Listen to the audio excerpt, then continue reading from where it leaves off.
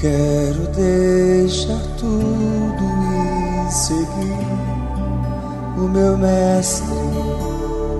Eu quero deixar tudo e seguir a Jesus.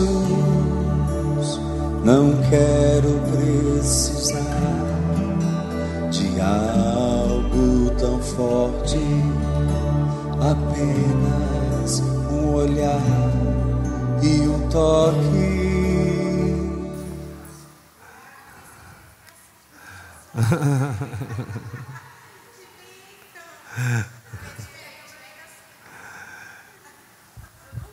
O pessoal entender, a Suzane lá de Manaus, né?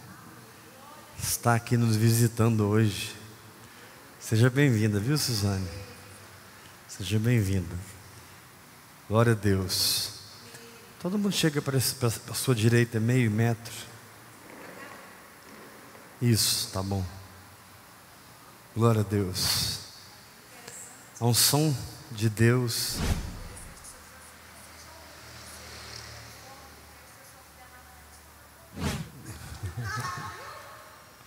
Amém. Você tem que vir no dia de culto, pegar um cultão aqui. Quarta, domingo. Mas onde estiver 2 ou 3 reunidos em meu nome, ali eu estou no meio deles.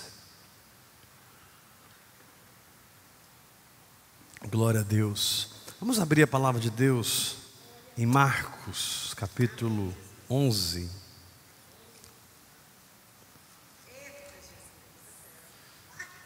Marcos, capítulo 11.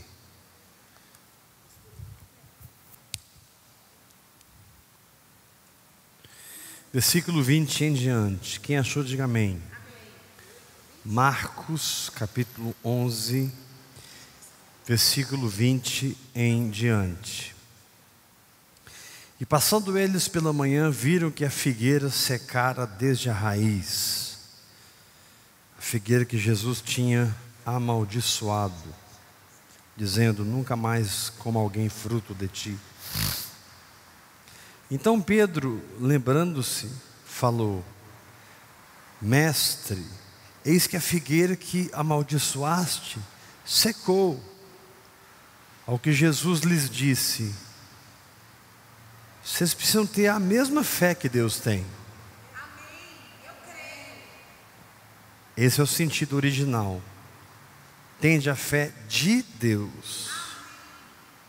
O sentido original é: por que vocês não fazem também como eu faço?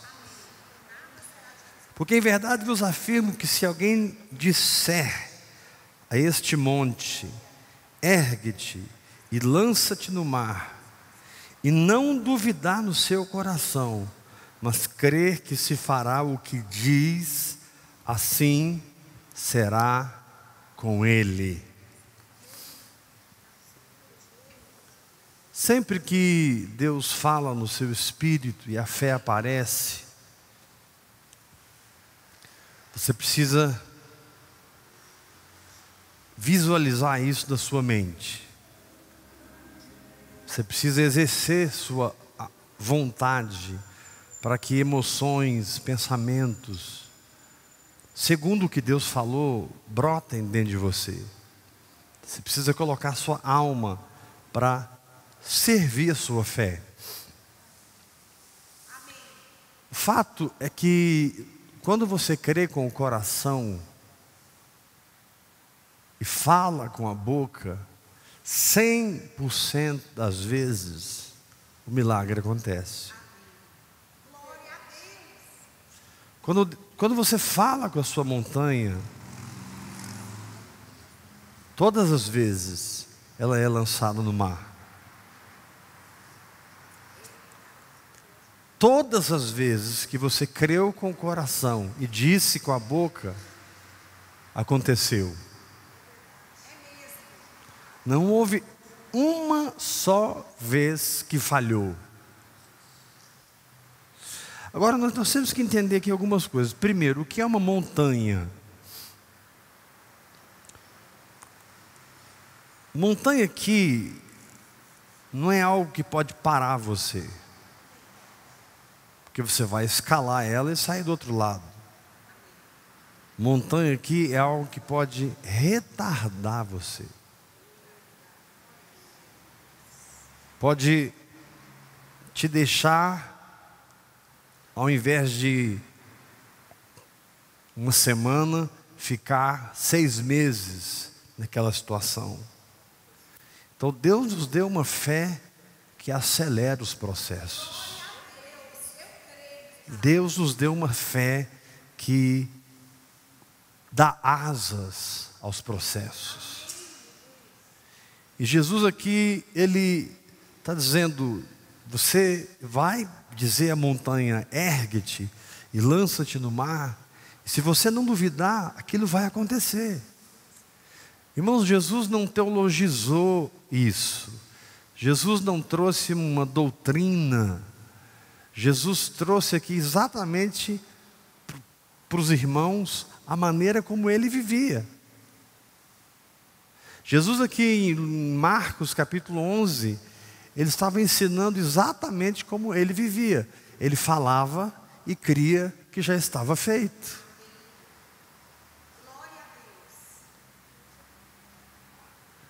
Então, ao crer e falar, assuma uma consciência de ter. Ao crer e falar, assuma uma consciência de possuir. Ao crer e falar, não pense no problema como algo que vai ser resolvido. Não, já foi resolvido. Pastor, então o que eu estou vendo na minha frente? Você está vendo uma miragem. Você está vendo uma ilusão. Pastor, o que eu estou vendo na minha frente? Porque eu disse, segundo o que o Senhor está ensinando, a montanha saiu, mas eu olho para frente e eu acho que ela foi até maior. Parece que a doença piorou, o problema financeiro aumentou, a crise conjugal, e aí a gente vai listando situações que a gente enfrenta com a fé e parece que não se resolve. Deixa eu te dar uma palavra de Deus. Quando você crê, Deus já fez. Você não crê no que Deus fará, você crê no que Deus já fez.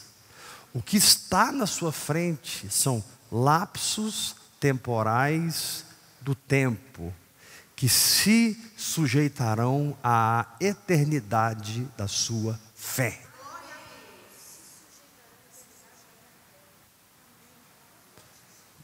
O que eu estou sentindo? Um lapso temporal do tempo, que vai se sujeitar à eternidade da minha fé. Porque eu mandei esse caroço sair do meu corpo, então o meu corpo não tem caroço mais. Eu mandei esse problema financeiro sair da minha casa e a prosperidade chegou na minha casa. A prosperidade chegou na minha casa. Eu não tenho um pensamento que vai acontecer algo, uma porta vai se abrir. Isso aí tudo tem a ver com o como de Deus, e o como de Deus é dele. Eu assumo que já é. Eu assumo que já estou. Eu assumo que sou. E tudo que combater o assumir da minha fé, a Bíblia chama de sensualidade. Lá em Judas, versículo 19, quando Judas diz assim: são estes sensuais, que não têm o Espírito, e que provocam divisões entre vós. Aquela palavra sensual ali não é a palavra, presta atenção, a palavra sensual ali no grego não é a palavra sarkos, que está em Colossenses capítulo 2. Essas coisas não têm valor algum contra a sensualidade. Lá é sarkos. Aqui em Judas 19, quando a Bíblia fala sensualidade, no grego é a palavra psíquicos. Então, Judas está dizendo o seguinte: você entrou na fé, aconteceu, mas se você não vigiar, o seu psique vai ser enganado. Se você não vigiar, a sua emoção vai dizer para você que não aconteceu. Porque os seus olhos físicos ainda contemplam o problema. Mas os seus olhos da fé não contemplam mais o problema, contemplam a palavra. Fé é substituir o que eu vejo naturalmente pelo que eu vejo espiritualmente.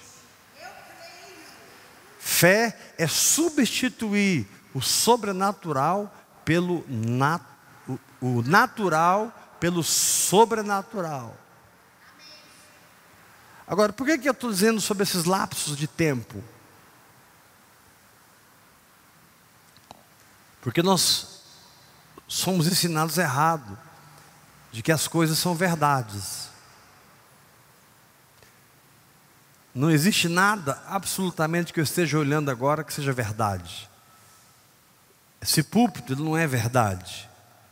Ele pertence a um mundo caído de Adão. Aquele climatizador não é verdade, esse microfone não é verdade. Essa cadeira que vocês estão sentados aí não é verdade.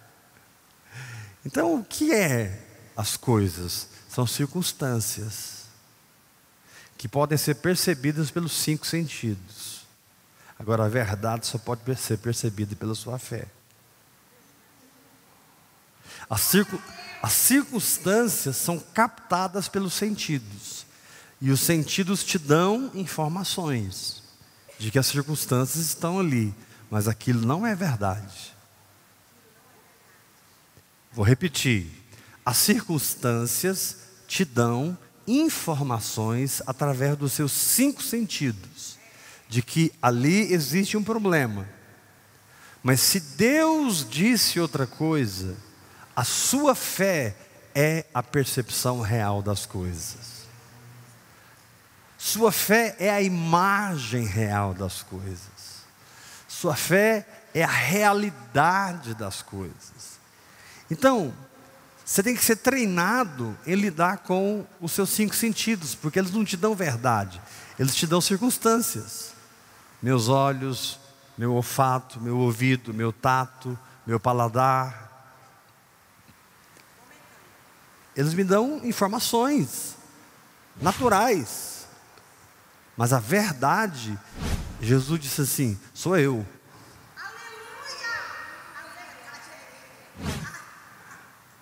A verdade é outra coisa. Você não pode, pastor, mas isso é um púlpito. Você acabou de mentir para mim. Isso não é um púlpito. E o que é então? Podemos passar aqui a noite tentando dar definição para esse negócio aqui. Tá bom. Naturalmente é um púlpito, mas Jesus pode transformar uma vara em serpente. Jesus disse para Moisés: põe a mão no peito. Ele pôs. Tira a mão, toda leprosa. Aí Jesus falou: põe a mão de novo. Ele pôs. Tira a mão, não tinha mais lepra. É assim que o poder de Deus funciona. Eu furei o pneu aqui nesse fim de mundo e o estepe está vazio. Você tem todos os recursos celestiais para encher aquele pneu. Vá lá e converse com o pneu e diga: pneu, fique cheio agora em nome de Jesus. Agora, poucos irão acreditar que antes deles falarem com o pneu já aconteceu. Porque o pneu não se enche no momento que você fala. O pneu se enche no momento que você crê. O crer é que movimenta as partículas. O crer é que movimenta as moléculas. Quando você fala, você está colhendo o que você creu. Por isso que a Bíblia diz: com o coração se crê para a justiça, e com a boca se confessa a respeito da salvação. Não é justo você ficar doente se Jesus já ficou doente no seu lugar. Não é justo você ficar pobre se Jesus já ficou pobre no seu lugar. Não é justo você ficar oprimido se Ele foi liberto no seu lugar. Ele ressuscitou. Então, com o coração se crê para justiça. Agora, com a boca eu vou dar objetivo à subjetividade da cruz. No caso, o pneu já está cheio para mim, mas eu vou dizer: pneu, encha. Antes de dizer para o pneu, encha, lá naquele fim de mundo, você tem que ter crido que ele já está cheio. Quando você vai orar com o enfermo, você não vai crer que ele foi curado depois da sua oração. Você vai crer que ele foi curado lá na cruz do Calvário. A sua oração só é um veículo para o feito se transferir para o corpo do enfermo. Quando você vai orar com o canceroso, para você aquele câncer não existe mais. E quando você ultrapassa os seus 5 sentidos, por causa de uma fé edificada na oração em línguas, quando você ultrapassa os seus 5 sentidos e percebe que o invisível é mais real do que o visível, quando você ultrapassa, quando você suplanta os seus sentidos, você ganha autoridade sobre a matéria. Você ganha autoridade sobre o natural. Você ganha autoridade sobre o Mar Vermelho. Você abre o Mar Vermelho, você abre o Jordão, você abre o olho do cego. Você faz coisas que ninguém está fazendo. Por quê? Porque todo mundo está esperando acontecer. Você não. Você não está esperando o dinheiro chegar. Você já está se comportando como quem tem o dinheiro. Você não está esperando a dor desaparecer. Você já está contando para todo mundo que foi curado. Né? 11/7. Essa irmã nunca mais terá pressão alta. Nunca mais. Porque ela é 11/7. Então, quando Jesus diz: se alguém disser a essa montanha, ergue-te e lança-te no mar, acontecerá. Sim ou não? Sim. Não.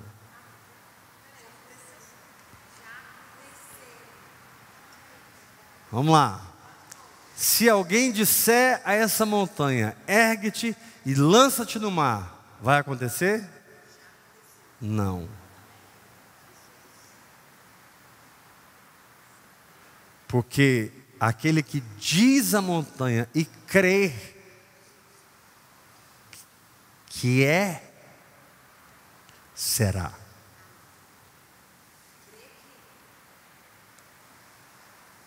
Se alguém disser essa montanha, lança-te no mar, e não duvidar no coração, mas crer que se fará o que eu digo. Esse crer é uma consciência espiritual que só o Espírito Santo pode te emprestar.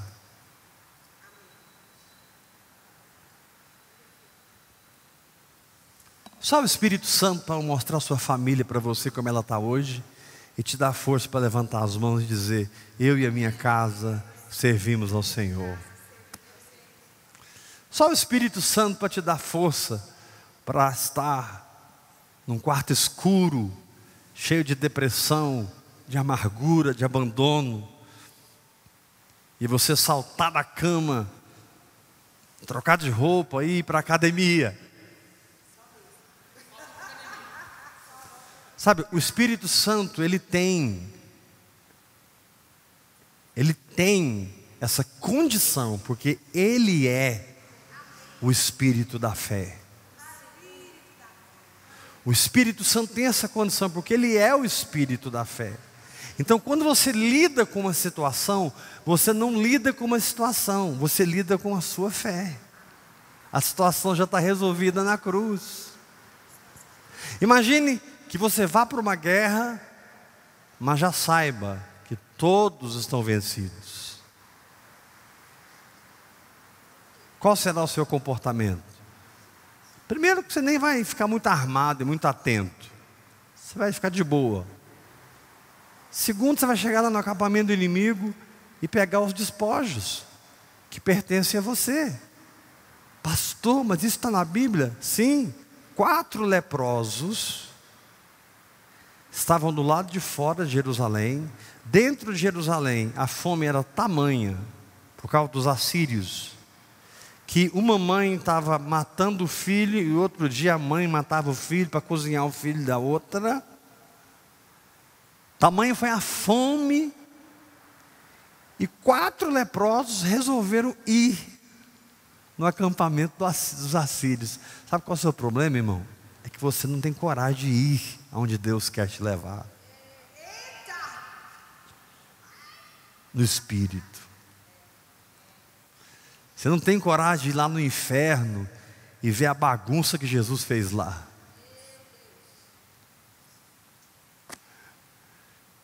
Você tem medo de Satanás, medo de demônios.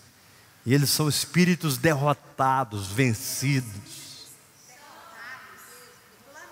Quando os 4 leprosos chegaram no arraial dos sírios, não tinha ninguém. Deus já tinha bradado e eles haviam fugido.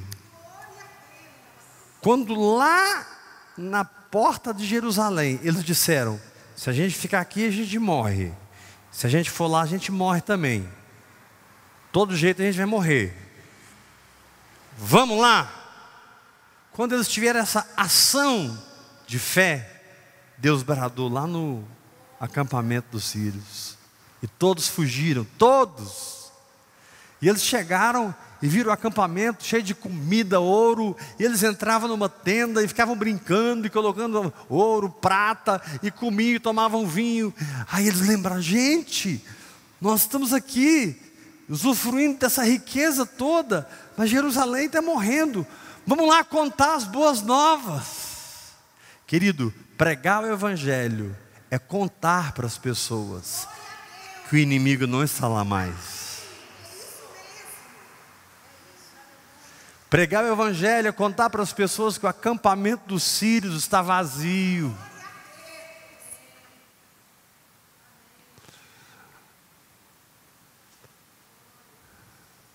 A multidão creu. E foi uma festa do céu na terra.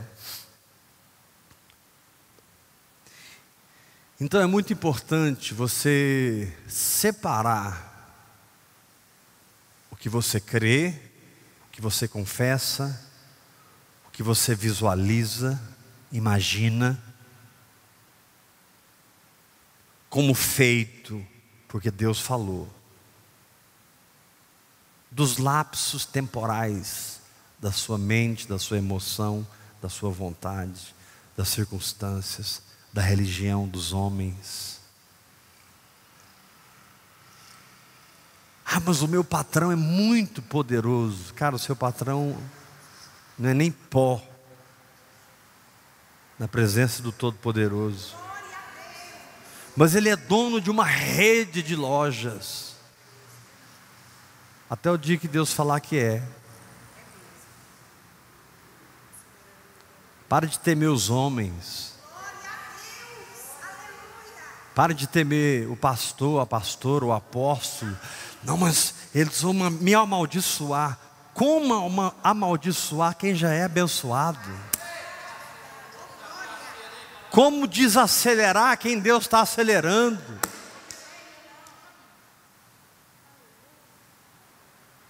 Como desacelerar quem Deus está acelerando? Não, mas ele é um apóstolo, e ele disse que vai acontecer isso. Querido, maldição sem causa não cumpre.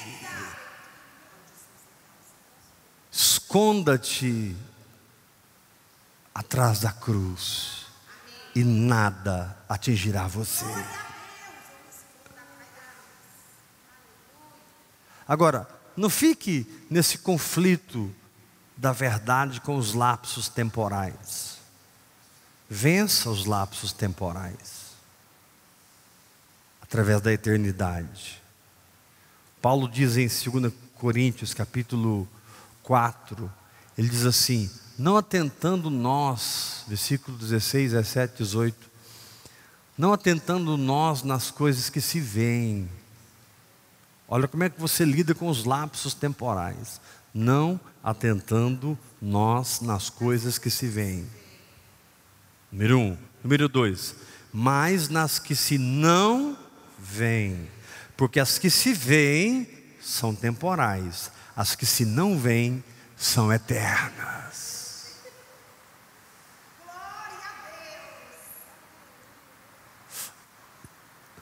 Então Deus vai mexer uma chave dentro de você. E Deus vai te ensinar a criar com a sua boca a saúde que você precisa, o dinheiro que você precisa, o casamento que você precisa, o ministério que você precisa. Você vai descobrir que a construção da sua consciência é o maior investimento que você faz na sua vida. Deus quer te libertar da consciência de obras mortas. Deus quer te libertar da consciência das informações que vêm pelos 5 sentidos. Deus quer que a fé seja o único sentido que me conscientize.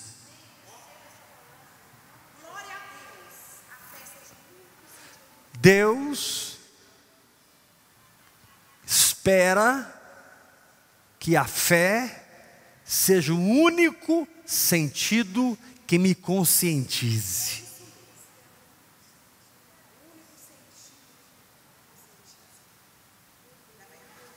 Eu estou vendo esse copo, mas no reino do Espírito eu tenho 1 milhão de opções.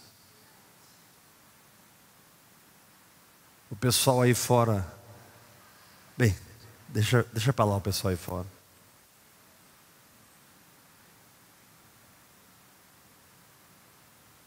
Esse copo pode ser transformado em uma água com vinho nas minhas mãos.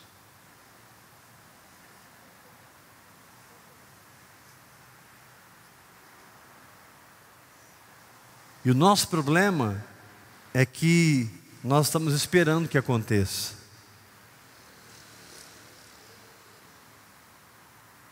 Mas acontece para aquele que já creu que já aconteceu. Eu vou tomar vinho.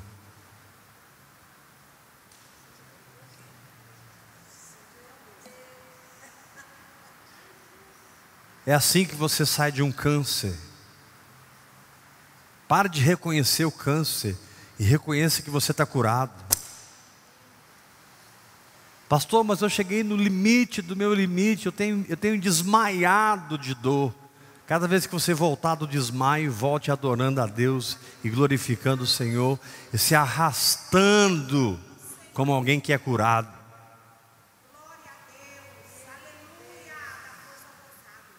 Pastor, mas amanhã é dia de pagamento e não tem dinheiro para pagar os funcionários.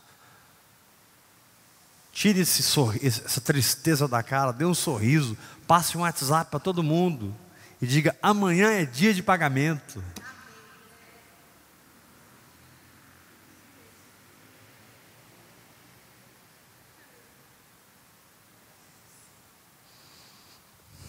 Não, pastor, isso é loucura. Não, irmão, isso é sabedoria. Loucura é viver na incredulidade. Loucura é viver no medo. Bíblia diz assim: bem-aventurado o homem que não anda no conselho dos ímpios. Uau!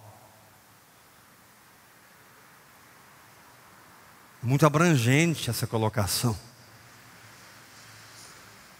Ela é muito abrangente. Não anda no conselho dos ímpios. Ou seja, quem não tem o Espírito Santo não tem condição nenhuma de ajudar você.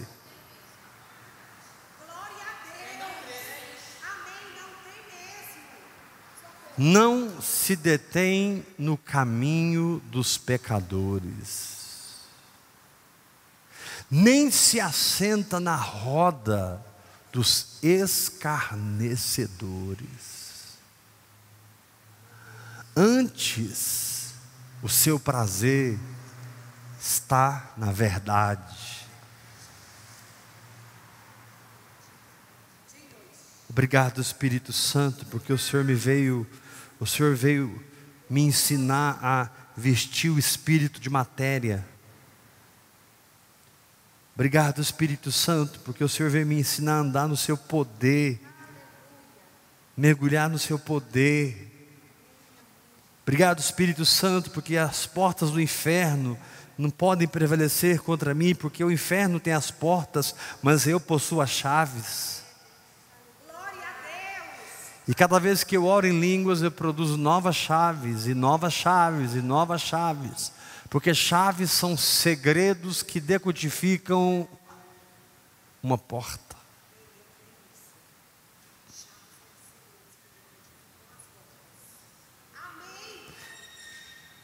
Então não fique desesperado. Se aquiete na oração em línguas, porque esse é o descanso. Esse é o refrigério. Pelo que por lábios gaguejantes e por língua estranha falará o Senhor a este povo. Se aquiete ali diante daquelas trancas de ferro, daquelas portas de bronze horríveis, parece um castelo medieval, gritando para você: você não vai atravessar isso aqui, não adianta. Aí vem Zacarias e diz assim: quem és tu, ó monte? Zacarias capítulo 4. Quem és tu, ó monte? Diante de Zorobabel serás uma campina.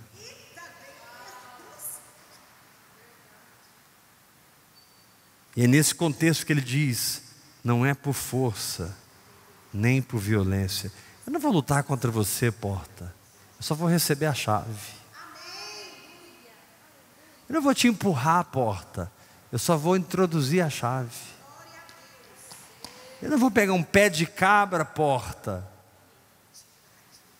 Eu só vou recassutemanda, recalamanama, chorebaricai, construir a chave. Orar em línguas é construir a chave. A oração em línguas cria chaves espirituais que abrem portas que ninguém mais abre. E querido, quando Deus abre uma porta para você, ninguém pode fechar.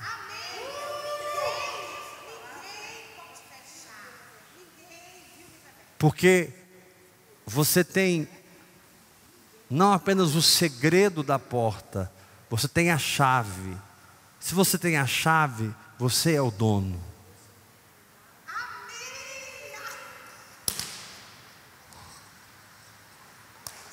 Se você tem a chave, você é o Senhor. Por isso que Paulo diz: o Senhor é o Espírito. E onde está o Espírito do Senhor, ali há liberdade. Nada me prende, porque o Senhor é o Espírito. O Senhor é o Espírito quando o assunto é doença. O Senhor é o Espírito quando o assunto é pobreza, miséria. O Senhor é o Espírito quando o assunto é minha família. O Senhor, a palavra Senhor, ele é Kyrios. O Senhor, o governador, o rei, o elemento dominante é o Espírito. 1 Coríntios 6, verso 17, aquele que se une ao Senhor é um espírito com Ele. Então, se o Senhor é o Espírito e eu estou no Espírito, quem está no comando sou eu.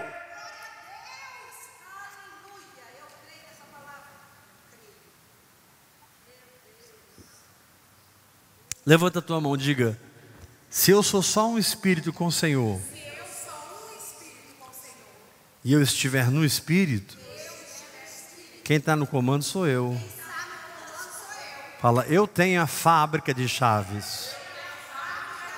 Hora após hora, hora após hora. As pessoas não entendem. Por que entra para o quarto e fica lá 3 horas antes de trabalhar, hein? Por que todo mundo vai dormir e ele vai lá para a sala, liga um som bem gostoso de adoração, deita no sofá, olha para cima e fica...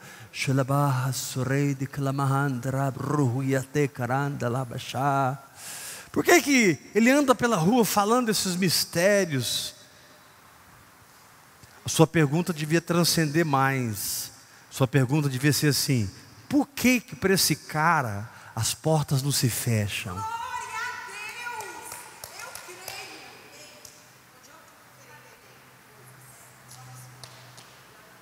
Tudo caiu. Para ele não. Todos o abandonaram. Ele continua o mesmo.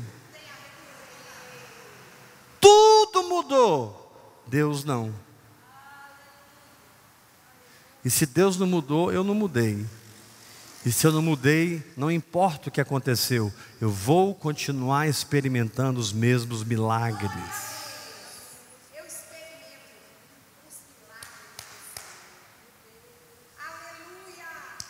Então, quando você falar com a sua montanha e ela te obedecer, não dê atenção aos lapsos do tempo que os seus 5 sentidos te fornecem, tentando desmentir a palavra de Deus. Ao invés de ser sensitivo, sensual, psiquicós, faça como Judas disse: vós, porém, amados, edificando-vos na vossa fé santíssima, orando no Espírito Santo. Orando no Espírito Santo. Se os meus sentidos estão gritando contra a minha fé, semelhantemente, Ele me assiste na minha fraqueza, porque eu não sei orar como convém, mas o mesmo Espírito intercede por mim sobremaneira, com gemidos inexprimíveis. Fulano falhou comigo, Beltrano falhou comigo, Ciclana, pessoa A, pessoa B, pessoa C, pessoa D, 1000 caíram ao meu lado, 10.000 caíram à minha direita, ai, ai, ai, mas eu estou me movendo na lei da indestrutibilidade. Me movendo na lei da firmeza, me tornando não um chamado, mas um escolhido. 1000, 10.000 chamados, um escolhido. Levanta a sua mão, fala forte comigo. 1000 cairão ao meu lado, 10.000 à minha direita. Mas eu tenho uma linguagem sobrenatural. E eu escolho orar. Diga, eu escolho me entregar no altar de incenso, hora após hora. Eu vou ficar ali,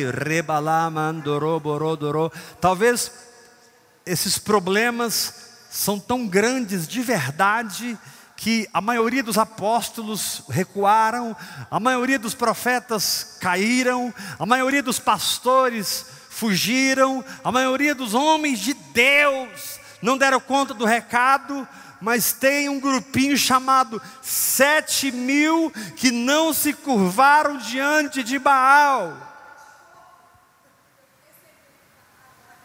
Elias disse: só ficou eu mataram os teus profetas, só ficou eu em Sarepta, só ficou eu em Querite, só ficou eu no Monte Carmelo. E o Senhor olha para Elias e fala: cara, você não sabe de nada, o mesmo treinamento que eu dei para você, eu dei para 7.000.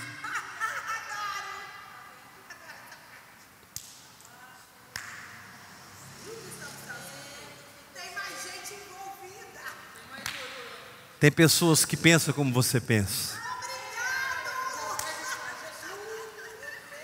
Você vai encontrar essas pessoas.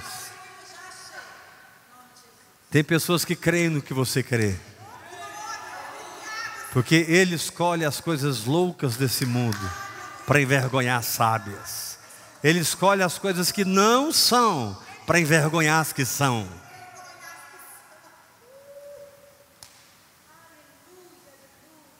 O que para o judeu é um escândalo, a cruz. Para o grego é uma loucura. Para nós é poder de Deus. Paulo disse: olha, para os judeus a cruz é um escândalo. Para os gregos a cruz é uma loucura. Mas para nós é poder. Poder. Poder que cura, que sara, liberta, prospera, abençoa, salva, forja ministérios. Irmãos, Deus quer forjar um novo nível de apóstolos. Deus quer forjar um novo nível de profetas. Deus quer forjar um novo nível de mestres, de pastores, de evangelistas, diáconos e diaconisas, dons de socorros e governos, variedade de línguas, capacidade de interpretá-las. Deus quer levantar o seu edifício espiritual, não com bebês, não com gente que está com a mamadeira na mão, mas gente que não aguenta mais a mamadeira, não aguenta mais a chupeta, gente que decidiu entrar em águas profundas, águas profundas, águas profundas, águas profundas.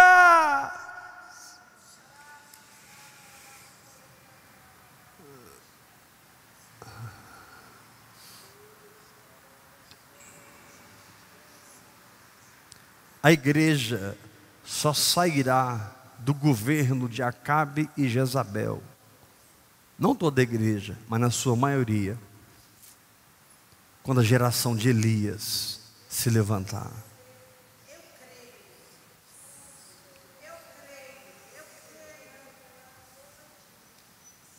Elias não tinha muita coisa a falar de si. A única coisa que ele disse foi o seguinte: o Deus perante cuja face eu estou.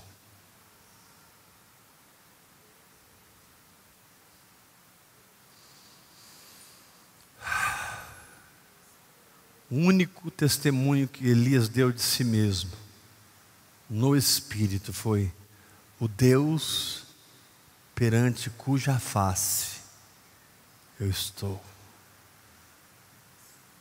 Aleluia. Deus não está brincando com a sua fé. Sua fé funcionou. Deus já te honrou. Suba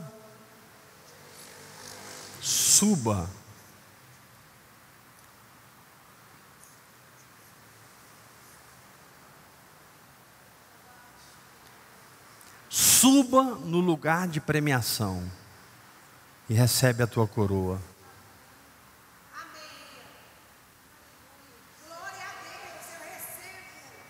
E enquanto você não encontra com Ele, porque você vai devolver a coroa para Ele,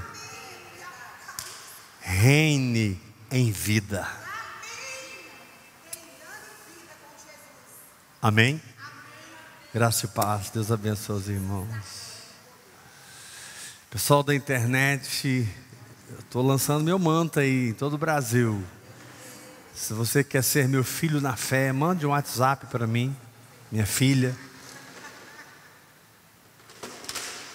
629-8223-1222. Estou muito feliz com a resposta dos irmãos ao desafio dos 2.000 discípulos, ofertando R$100 em 30 dias. Mês que vem vai ser 3.000 discípulos, depois 4.000. Nós vamos fechar esse ano com 5.000 discípulos, ofertando R$100 por mês. Entra, querido. Critica não julga não. Recebe os frutos dessa prosperidade que vem sobre a sua casa e sobre a sua vida, em nome de Jesus. Ah, pastor, mas eu quero ofertar muito mais. Deixa Deus te usar. Aleluia. Graça e paz. Apenas um olhar e um toque.